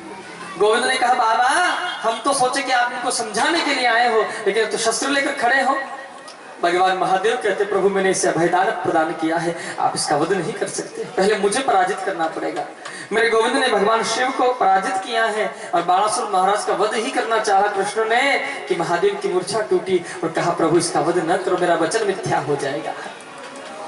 और बाणासुर महाराज ने जब ये बात भगवान कृष्ण और महादेव के संवाद को सुना, भगवान शिव ने बाणासुर को समझाया कि इतना अच्छा अवसर तुझे फिर दोबारा मिलने वाला नहीं है राजा। तो बाणासुर महाराज ने अपनी पुत्री का विवाह भगवान श्री कृष्ण के पुत्र के साथ करवाया है। तब भगवान महादेव ने बाणासुर महाराज को अपना प्रधान गण की पदवी भी प्रदान की है। ऐसी कथा का यहाँ निरूपण है। यहाँ से आगे वर्णन करते हैं। एक राजा है, ये प्रसंग बहुत सावधानी से सुनिएगा सभी। एक राजा है जिन्होंने अपने जीवन में बहुत अच्छे पुण्य कार्य किए हैं, लेकिन एक बार की बात है कि एक गैया का दान किया एक ब्राह्मण देवता को। ब्राह्मण देवता वो गैया लेकर गए अपने घर को, और एक दिन की बात है कि वो गैया उन ब्राह्मण देवता के घर से भाग गई। अब वही गैया भागते हुए राजा की गौशाला में आकर के मिल गई। अब अगले दिन राजा फिर गैया का दान कर रहे थे, ध्यान रहा नहीं, ग्वालों को भी पता नहीं रहा। उसी गैया का राजा ने दोबारा दान कर दिया दूसरे पंडित जी को। अब जिनकी गैया पहले खो गई थी वो पंडित जी उस गैया को ढूंढ रहे हैं, और जिनको अब दान किए हैं वो पंडित जी गैया लेकर घर जा रहे हैं। दोनों ब्राह्मण आपस में मिले। जिनकी गैया खो गई थी बोले अरे महाराज गैया कहाँ से लाए हो, गैया हमारी है। अब जिनको अब दान में मिली थी वो बोले हमको तो महाराज राजा नृग ने दी है। बोले चलो राजा के पास। महाराज सभा में बैठे थे, दोनों ब्राह्मण देवता पहुंचे, जाकर के बोले महाराज जिनको पहले दान किए थे ना, जिनकी खो गई थी गैया, वो बोले महाराज पहले गैया दान करते हो, फिर उस गैया को अपने यहाँ मंगवा लेते हो, फिर उसी गैया का दोबारा दान करके अपने आप को दानी समझते हो। हा? राजा को समझ में नहीं आया। जिनको अब दान किए है ना वो बोले क्यों महाराज पहले गैया दान करते हो, फिर ऐसे महाराज को भेज करके गैया मंगवा लेते हो और फिर अपने आप को दानी कहलाते हो। राजा अच्छा इसमें पूरी बात में राजा की गलती थी? सर भी हिलाओगे तो समझ जाऊंगा कि 7 दिन इतना तो ज्ञान हो गया मुझे 6 दिन में समझ गया मैं कि आप क्या समझ पाएंगे। राजा की कोई गलती थी? बेचारे को तो पता ही नहीं। गौशाला में एक गैया आ जाए या खो जाए पता चल सकता है क्या? राजा ने ग्वालों से पूछा कि ये क्या बात है, तो ग्वालों ने कहा ठीक है सच बात है महाराज, यही गैया आप पूर्व में दान किए थे, ये गैया खो गई थी, आज पुनः इस गैया का आपने दान किया है। बस ये बात सुनी तो जिनको पहले दान किए थे ना उनसे बोले महाराज इस गैया को छोड़ दीजिए, इसके बदले में 1000 गैया लेकर के जाओ। जिनको पहले दान किए थे मना कर दे, लेंगे तो इसी गैया को लेंगे नहीं तो नहीं लेंगे। ब्राह्मण भी बड़े हट के पक्के हैं जी, जिसमें आगे लेंगे तो यही लेंगे नहीं तो। जिनको अब दान किए उनसे बोले आप इस गैया को छोड़ दो, इसके बदले दूसरी गैया ले जाओ। वो भी बोले लेंगे तो यही गैया लेंगे नहीं तो हम भी नहीं लेंगे। अब जैसे ये बात कही है, दोनों ब्राह्मणों ने श्राप दे दिया महाराज गिरगिट के समान रंग बदलते हो, जाओ हम तुम्हें श्राप देते हैं, तुम गिरगिट बन जाओ। बेचारे राजा की कोई गलती नहीं थी, लेकिन फिर भी श्राप लग गया। ब्राह्मण देवता गैया छोड़ करके चले गए। अब यही गैया ब्राह्मण यह राजा की यहाँ रही। एक दिन की बात है, राजा इस दुनिया को छोड़ करके उसकी दुनिया चला गया है। कहाँ? जहां पर चिट्ठी न कोई संदेश, जाने वो कौन सा देश जहां तुम चले गए। जिसका कोई पता नहीं, जहां आप ना कोई वीडियो कॉल कर सकते हो, ना कॉल कर सकते हो, ना मैसेज कर सकते हो, ना जीमेल ईमेल है जो भी आप करते हो, ना फेसबुकिंग कर सकते हो, कुछ नहीं। कौन किस हाल में है, क्या कर रहा है, कुछ नहीं पता है। उस दुनिया में पहुंचा वहां चित्रगुप्त महाराज ने किताब खोल करके कही कि महाराज पूरे जीवन के सब पुण्य हैं, एक ही अपराध है, गलती से हो गया, जानबूझ के नहीं। राजा से पूछा, राजन बताओ पहले पाप भोगोगे या पहले पुण्य भोगोगे? अब ध्यान दीजिएगा, पाप कितने हैं? कितने हैं? एक पाप है। और पुण्य कितने हैं? बोले बहुत सारे। क्या भोगना चाहते हो? तो राजा ने सोचा, अगर मैं कह दूं कि मुझे तो पुण्य भोगना है तो मन में क्या डर रहेगा? अभी तो एक पाप और भोगना है। जैसे अभी आपके सामने एक गिलास भर के गन्ने का ताजा जूस रख दिया जाए और दूसरे गिलास में नीम को, मीठा नहीं, कड़वा वाला नीम, हाँ, उसको पीस करके उसका रस निकाल करके दूसरे गिलास में रख दिया जाए और आपसे कह दिया जाए कि अब ये दोनों ही आपको पीना है, बताओ पहले आप क्या पिएंगे? क्या पिएंगे? दोनों ही गिलास पीना है आपको, पहले क्या पिएंगे? अगर आप सोचोगे मैं तो गन्ने का जूस पहले पीऊंगा, तो फिर वो ये तो मुंह से पी रहे हैं लेकिन बुखार चढ़ जाएगा कि इसी नीम को और पीना है। पहले अगर इसको पी रहे हैं तो फिर क्या रहेगा? पहले इसको पी के खत्म करते हैं, नीम का जूस पहले पी लेते हैं, बाद में आराम से गन्ने का जूस पिएंगे तो मुंह तो मीठा हो जाएगा। राजा ने भी बस यही सोचा, महाराज पाप केवल एक है, भोग लेंगे, आराम से फिर पुण्य भोगते रहेंगे। बस यही बात कही कि श्राप तो लगा हुआ था, राजा गिरगिट बन गया। गिरगिट जानते हो ना, वह हमेशा रंग बदलता है। हरे वृक्ष पर चढ़ गया तो हरा हो जाएगा, सूखे पर चढ़ा तो सूखा, दीवार पर जैसे जहां चढ़ेगा जैसा रंग अपना बना लेता है। अब महाराज संयोग ये रहा, पुण्य प्रकाश पुंज हुए हैं तो गिरगिट रहा कहां का? बोले द्वारिका के बाहर एक कुआं है, उस कुएं में आकर के ये गिरगिट बना है। भगवान के बच्चों ने इसको बाहर निकालने की बहुत कोशिश करी लेकिन नहीं निकाल पाए। फिर क्या हुआ? भगवान गोविंद से जाकर के कहा तो भगवान श्री कृष्ण पधारे और जाकर के उस गिरगिट को स्पर्श मात्र किए हैं। अपनी देह को त्याग करके भगवान के धाम के लिए प्रस्थान करता है। प्रेम से बोलेंगे बोलो राधे राधे। आइए एक पद का गान करेंगे भगवान के बड़ा सुंदर, उसके बाद में आगे की कथा को श्रवण करेंगे। हो ब्रज के नंद लाला, हो राधा जी के सांवरिया, सब दुख दूर हुए जब तेरा नाम लिया। हो ब्रज के नंद लाला, राधा जी के सांवरिया, ब्रज के नंद लाला, राधा जी के सांवरिया, सब दुख दूर हुए जब तेरा नाम लिया। हो प्यारे सब दुख दूर हुए जब तेरा नाम लिया। ब्रज के नंद लाला, राधा जी के सांवरिया, ब्रज के नंद लाला, राधा जी के सांवरिया, सब दुख दूर हुए जब तेरा नाम लिया। प्यारे सब दुख दूर हुए जब तेरा नाम लिया।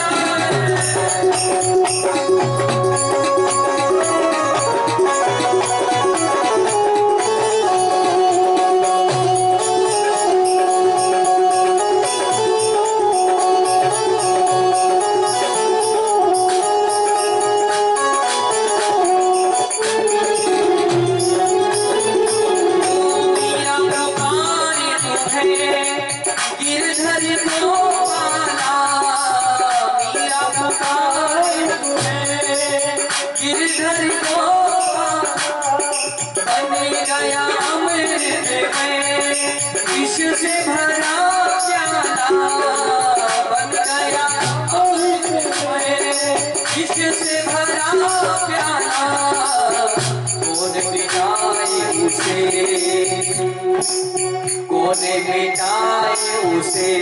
मुझी से तूने रात लिया, सब दुख दूर हुए जब तेरा नाम लिया। हो प्यारे सब दुख दूर हुए जब तेरा नाम लिया। सब दुख दूर हुए जब तेरा नाम लिया। प्यारे सब दुख दूर हुए जब तेरा नाम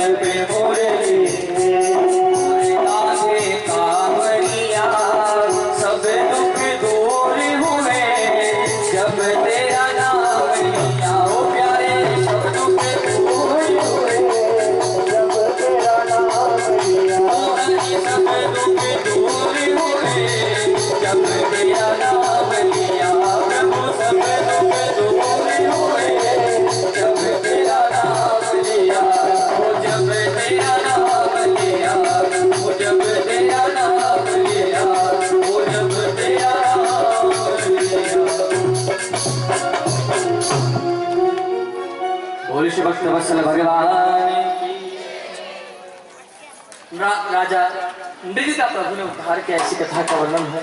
यहाँ से आगे वर्णन करते हैं पौंड्रक महाराज है, जिन्होंने काशी नरेश से जाकर के पूछा कि ऐसा कोई उपाय बताओ कि जिससे हम भगवान बन जाएं। तो काशी नरेश ने कहा कि तुम द्वारिकाधीश वसुदेव बन जाओ, वो तुम्हारी पूजा हो। बोले कैसा दिखता है द्वारिकाधीश वसुदेव? बोले 4 हाथ है, शंख चक्र गदा पद्म धारण किए हैं और गरुड़ पर विराजमान होकर के भ्रमण करते हैं। तो इस पौंड्रक महाराज ने भी इलेक्ट्रॉनिक गरुड़ बनवाया, संग चक्र हाथ 2 हाथ नकली लगवा लिए, धारण किया और जगत में ये ऐलान कर दिया कि मैं ही भगवान हूँ। अब दुनिया के लोग इस पौंड्रक महाराज को भगवान मानने लगे। मेरे गोविंद को इस बात का ज्ञान हुआ, मेरे गोविंद पधारे हैं और इस पौंड्रक का मेरे प्रभु ने उद्धार किया। इस पौंड्रक महाराज के शरीर से दिव्य ज्योति निकली, जिसका समावेश मेरे गोविंद के अंदर हुआ है। परीक्षित जी ने प्रश्न किया कि गुरुजी ऐसा क्यों हुआ? ये तो भगवान को मिथ्या साबित कर रहा था, खुद भगवान बन रहा था। तो सुखदेव बाबा वर्णन करते हैं कि इसने नकल भी की है तो भगवान की है। अगर आप नकल करना चाहते हो ना तो वो भी भगवान की करें, दुनिया की नकल ना करें। लेकिन देखो हमारा भारत जो है ना, नकल में इतना आगे है क्या बताऊं। आप इस बात को अपने जीवन में गांठ लगा लीजिएगा कि आप अपने बच्चों को अच्छे संस्कार दें। पर्दे पर एक व्यक्ति ने फटे हुए कपड़े पहने, देखो हमारे बच्चे भी फटे हुए कपड़े पहन करके घूमते हैं। पर्दे पर एक व्यक्ति खड़े बाल करके आ गया, हमारे बच्चे देखो, वो एक पशु होता है ना जिसके आगे नाक के यहाँ पे एक सिंग होता है, हाथी के समान बड़ा मोटा ताजा होता है। पहले के समय वो होता था, अब वो देखने को नहीं मिलता, अब हमारे बच्चे ही देखने को मिलते हैं। ऐसे खड़े बाल होते हैं तो किसी को मारेगा क्या?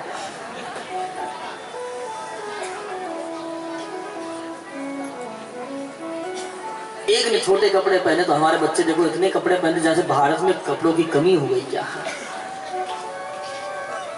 हमारा शास्त्र कहता है कि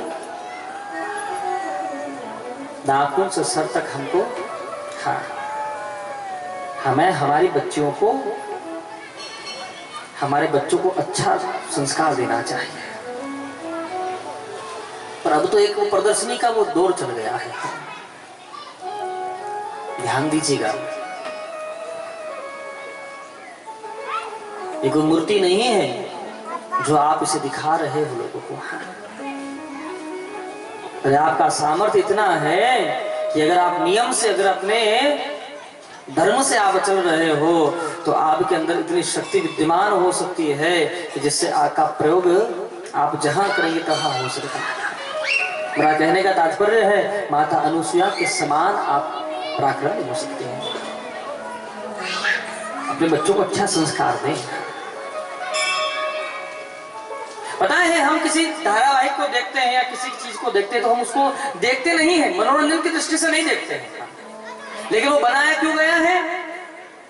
बोला आपके मनोरंजन के लिए उसे बनाया गया है। हाँ, सत्य बात तो यही है ना। पर्दे पर आप जिसको देख रहे हो वो किसके लिए? बोले आपके मनोरंजन के लिए। लेकिन हम उसको मनोरंजन नहीं करते हैं, उससे हम क्या करते हैं? उसे जीना प्रारंभ कर देते हैं। जैसे होता ना, कभी कभी कोई हम ऐसा धारावाहिक देख रहे हैं, पहले के समय में जब रामायण आए थे, रामानंद सागर के, हम उसको देखते थे ना।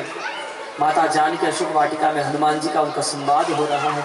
माता जानकी कह रही कि रघुनाथ से जाकर कह देना हनुमान, अगर 1 महीने के भीतर नहीं आए तो मैं जीवित नहीं बचूं। प्रसंग चल रहा है तो लोग रोना प्रारंभ कर देते हैं। आप देखिए क्या कि देखने वाला रो रहा है।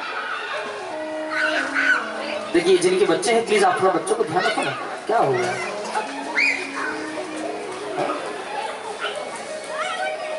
आप बच्चों को कथा में लाओ, अच्छी बात है। ये क्या हो रहा है? थोड़ा सा रोको ना प्लीज इनको। हाँ, बच्चे कथा में लाना अच्छी बात है, अपने पास बिठा के रखिए उनको। कहीं कोई मार देगा ना तो फिर कहोगे अरे हमारा बच्चा मस्ती कर, हमको कह देना था, तुम कौन हो मारने वाले? उल्टे 10 बात सुनाओगे। फिर आप मराठी में बोलोगे हमको तो समझ में नहीं आएगा, हम तो समझेंगे तुम बात ही कर रहे हो। लेकिन जो जान रहा उसको तो पता चलेगा कि गालियां दे रहे हो आप। अच्छे बच्चों को बैठा के रखे अपने पास में। हाँ, तो हम उसको, मैं बता रहा था, हम उसको जीना प्रारंभ कर देते हैं। हाँ, तो ध्यान दीजिएगा, अच्छी बातों को जीना प्रारंभ करें, बहुत अच्छी बात है। अब रामायण देखकर के आप रो रहे हैं तो बहुत अच्छी बात है। हाँ? क्योंकि आप भाव में रो रहे हो, कथा सुनकर रो रहे हो। बहुत सारे लोग कथा सुनते तो वो रोना प्रारंभ कर देते। ध्यान दीजिएगा, वो उस बात को केवल सुन नहीं रहे हैं, वो उसको जीना प्रारंभ कर दिए हैं। और जब आप जीना प्रारंभ कर दोगे तो आपके जीवन में अपने आप अनुभव आना प्रारंभ हो जाएगा। प्रेम से बोलेंगे बोलो राधे। अनुभव कोई किताब की वस्तु नहीं है जो आपको मिल जाए, अनुभव जीने का नाम है। तो आप अच्छी बातों को अपने जीवन में प्रारंभ करें जीना। इस कथा के 7वें दिवस से आप इस सूत्र को अपने जीवन में अवश्य धारण करें। यहाँ पर आगे वर्णन करते हैं, पुंडरक महाराज का प्रभु ने उद्धार किया है। बोले इसने नकल की थी भगवान की नकल की तो भगवान ने इसका उद्धार किया है। यहाँ से आगे भगवान द्वारिका में विराजमान थे। द्वारिका में भगवान श्री कृष्ण को संदेश प्राप्त हुआ। प्रभु द्वारिका के बड़े प्रतापी राजा हैं जिनका नाम है श्री युधिष्ठिर जी महाराज, और वो राजसूय कर रहे हैं जिसमें प्रथम निमंत्रण आपको भेजा है। तो मेरे गोविंद ने इस बात ही सुनी कि दूसरा दूत आया, उसने आकर कहा प्रभु जरासंध राजा ने बहुत राजाओं को बंदी बना के रखा है और सभी राजा आपकी शरण में है। तो गोविंद ने उद्धव जी महाराज के निर्णय के अनुसार मेरे गोविंद हस्तिनापुर पधारे हैं। सब जगह से राजाओं को जीतने के समाचार प्राप्त हुए, लेकिन नकुल सहदेव ने आकर के कहा सब राजा जीतने में आ गए लेकिन जरासंध राजा जीतने में नहीं आ रहा है। मेरे गोविंद भीम भैया को अपने साथ लिए, अर्जुन जी महाराज को साथ लिए जाकर के प्रभु ने भीम भैया के द्वारा जरासंध का उद्धार करवाया। इस जरासंध का मुकुट लेकर के ये भीम भैया हस्तिनापुर पधारे थे। बस उसी मुकुट को पहनकर एक दिन परीक्षित जी महाराज वन में चले गए।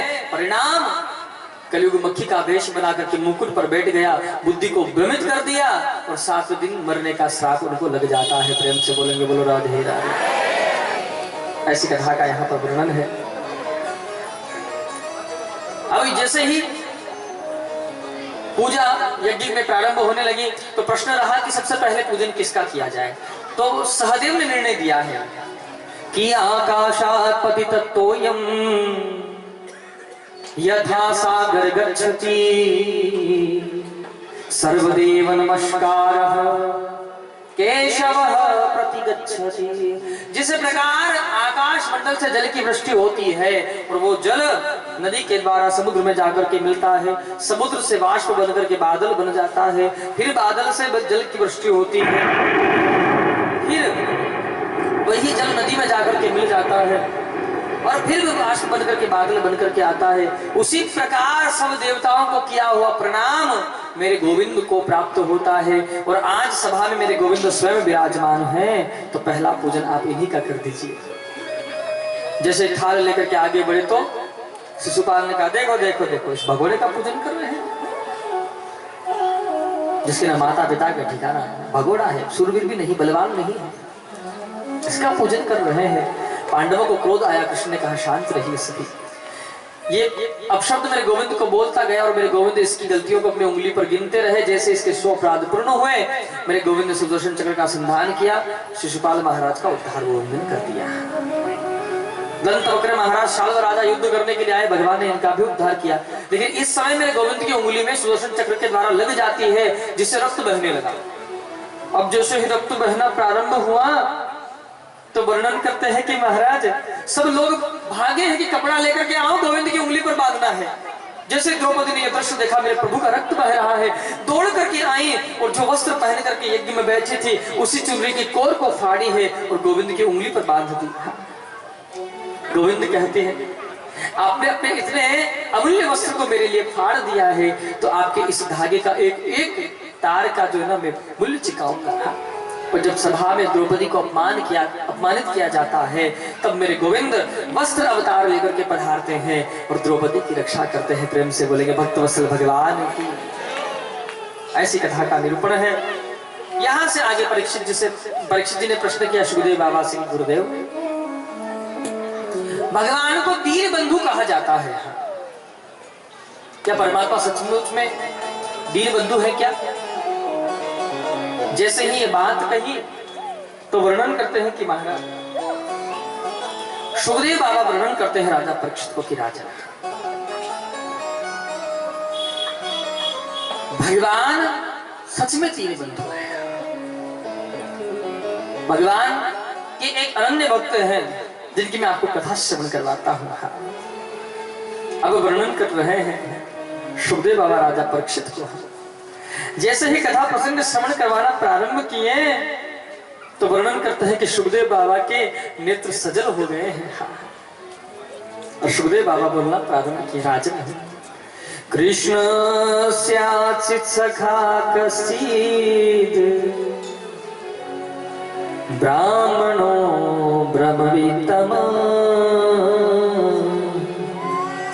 विरक्त इंद्रियार्थेषु प्रशांतात्मा जितेन्द्रियः।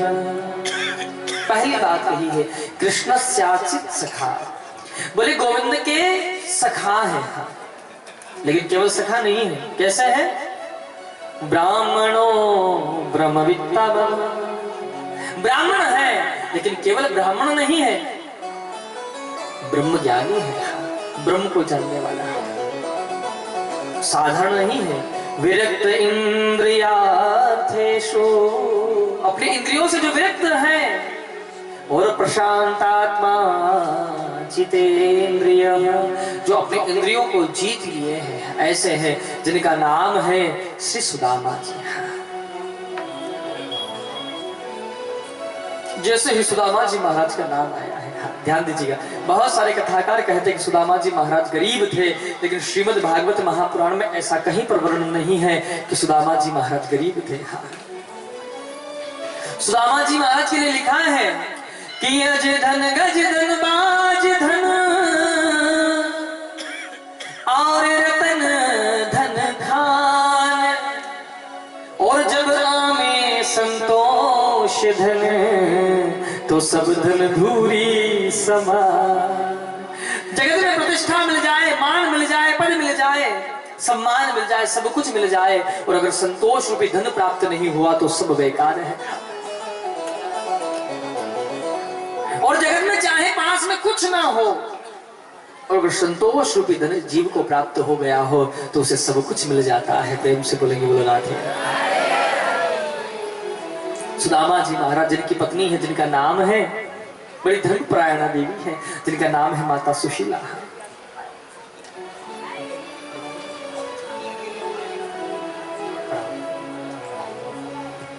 बोले बाके बिहारी लाल की जय हो, राधा रानी की जय हो। देखिए माताओं, बीच में से थोड़ी सी रास्ता कर दे, क्योंकि सुदामा जी पीछे से आएंगे। बीच में से रास्ता कर दे हमारे भैया लोग जो व्यवस्थापक है, बीच में थोड़ी रास्ता करवाए।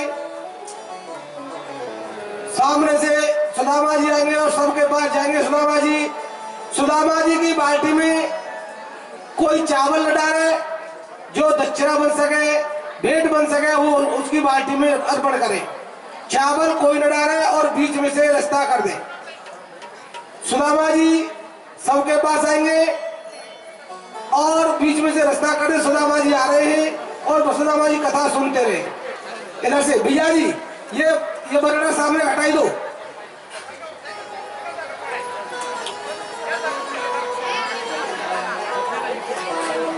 इस सब खोल दो भैया, ये सामने वाला हटा दो। अम्बा भैया इस सामने वाला हटा दो, ठाकुर जी आएंगे और मिला भी होगा, हटा दो बिल्कुल, यहाँ से हटाई दो।